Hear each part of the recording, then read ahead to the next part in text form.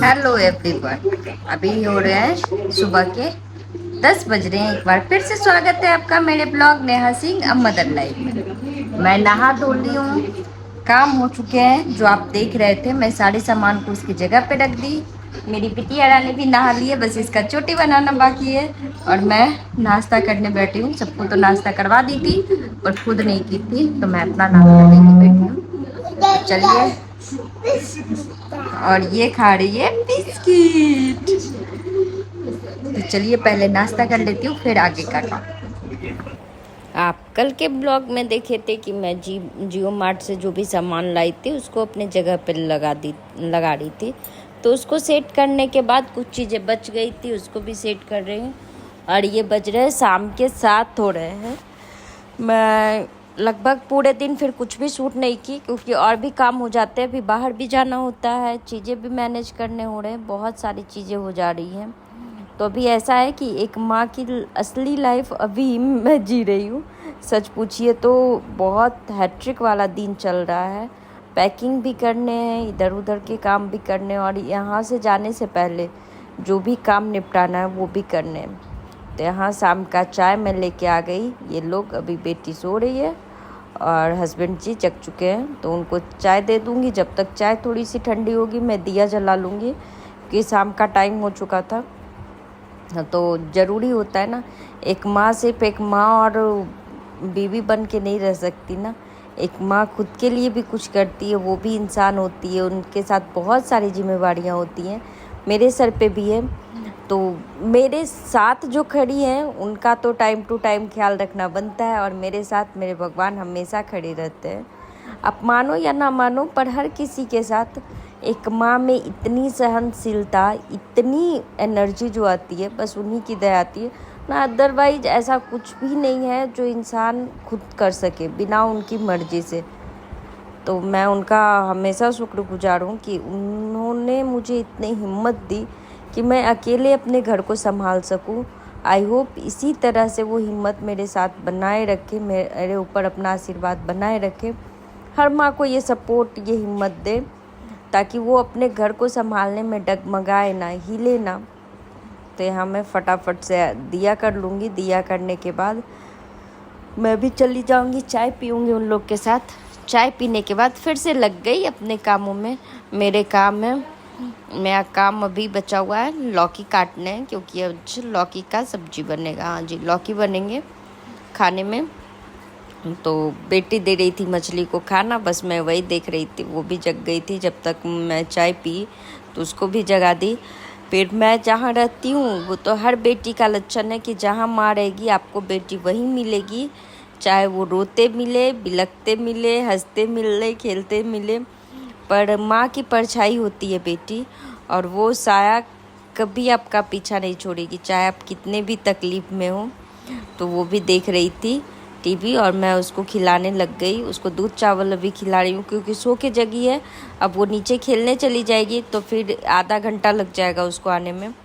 तब तक वो अभी लगभग वो 5 बजे ही सोई थी, और अभी बज रहे 7:30। तो उसको भूख लग गई होगी, मैं उसको खिला दूँगी, फिर उसको भेजूँगी। उसको खिलाते खिलाते मैं आटा गूँथ लूँगी।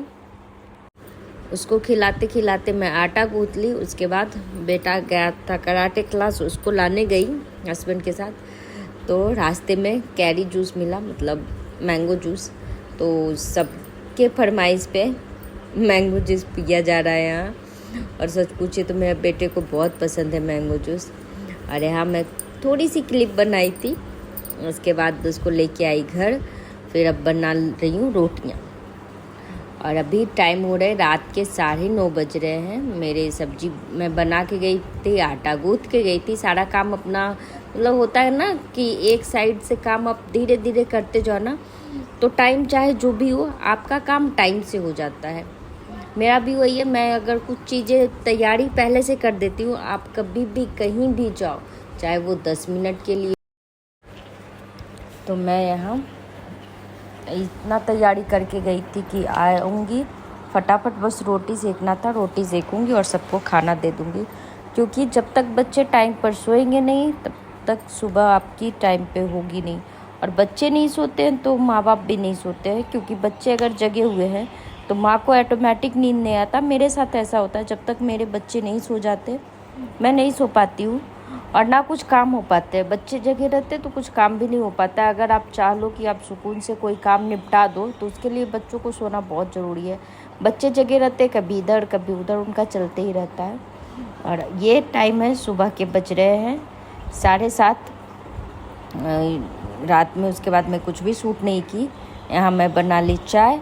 और आज दूध वाले भैया दूध कम दिए थे, तो लगभग 1 लीटर ही दूध दिए थे, तो उसको मैं रख के गर्म कर रही हूँ। और मेरे दोनों बच्चे सो रहे हैं मस्त। बेटी को नीचे सुला के गई थी क्योंकि उसके गिरने के डर रहते, सारे लोग सोते रहते तो वो कभी कभी उतर के चल देती है मम्मी के पास, मतलब मेरे पास तो गिर जाती है, इस वजह से उसको मैं सुला दी थी। 10 और मैं लग गई हूँ अपनी पैकिंग के कामों में, क्योंकि करने हैं शिफ्ट। अब यहाँ से कहाँ जा रही हूँ ये मैं बताऊँगी 15 तारीख को। नहीं, सरप्राइज है, पहुँचने के बाद ही बताऊँगी। सच बोल रहा है, पहुँचने के बाद ही बताऊँगी लेकिन मुझे यहाँ से शिफ्ट करने पड़ेंगे, कारण हस्बैंड जॉब चेंज करेंगी, मतलब उनका कंपनी चेंज हो गया। तो जहाँ जहाँ वो क्या बोलते हैं पौधे जाएंगे, उसकी टहनियाँ तो वहीं जाएंगी। तो मेरे पौधे जिधर जा रहे हैं, पेड़ जिधर जा रहा है जड़, टहनी हम लोग भी उधर ही जाएंगे। और अभी काम क्या हो रहा है मेरे घर पे, नाश्ता तक नहीं बना है, पर मेरे दूसरे ही काम निकाल के बैठ गई मैं, क्योंकि अब मुझे थोड़ी सी उलझन होने लगी है। बहुत सारे पैकिंग करने हैं, बहुत सारी चीज़ें पड़ी हुई हैं और टाइम बहुत कम है। तो देखिए मैं दिखाती हूँ चल के आ।